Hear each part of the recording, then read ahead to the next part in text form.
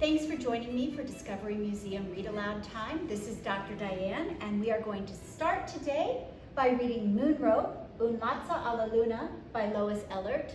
This is a wonderful book that gives you a bilingual flair for different moon culture stories. And Moonrope, Un Lazo a la Luna by Lois Ehlert.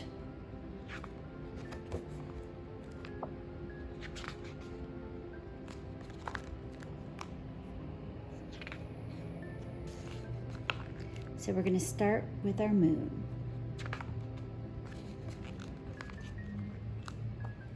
Mole was taking a break from digging for worms when Fox came by.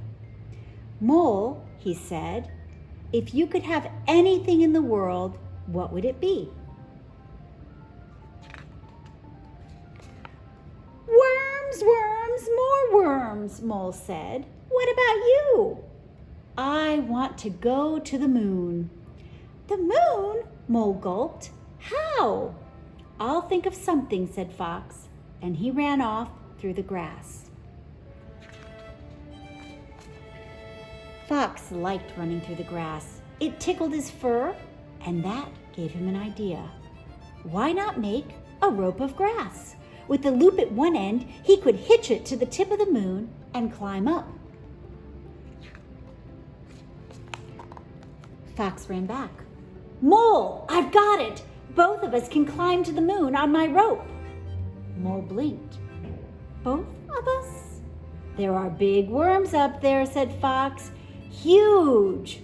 Mole's stomach growled. He'd go. So you can see all the different worms that Fox is telling Mole about. Mole and Fox braided grass into a long rope, and they waited for a crescent moon to appear. Then Fox twirled his rope high over his head. Clunk! It fell down and hit him right on the nose. Fox growled. Roar. He was mad. What do you think he's going to do next?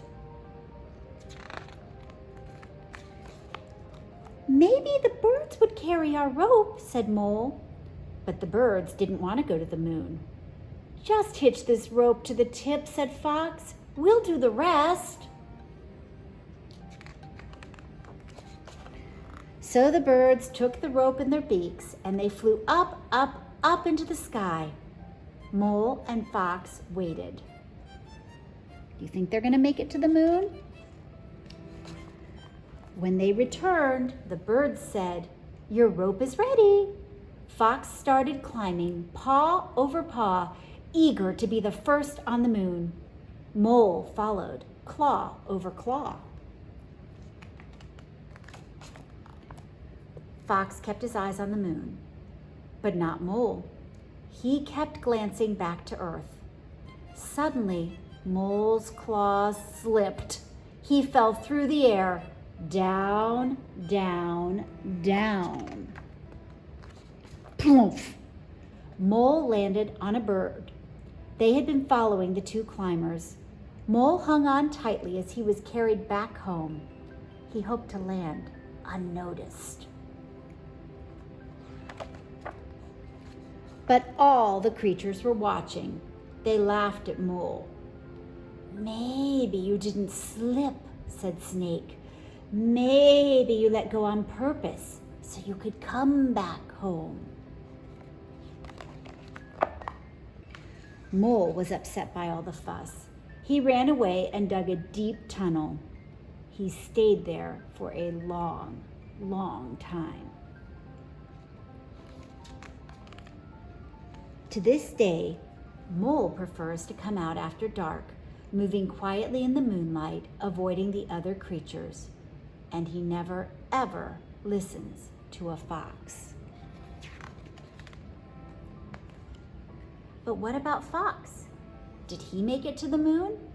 The birds say that on a clear night, they can see him in the full moon looking down on Earth. Mole says he hasn't seen him. Have you? And what do you guys see as you look at the moon?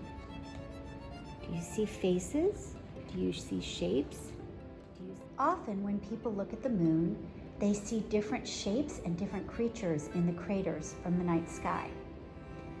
Our friends at NISENet have given us this particular picture of the moon, and as we look, I want you to see what animals you see that went with our story. Do you see the snake? Is there a fish? How about a mouse? What else might we see? See a bird? Can you find the cat? Or the rabbit? Maybe there's the fox from our story. Or the turtle. What do you see when you look up at the moon?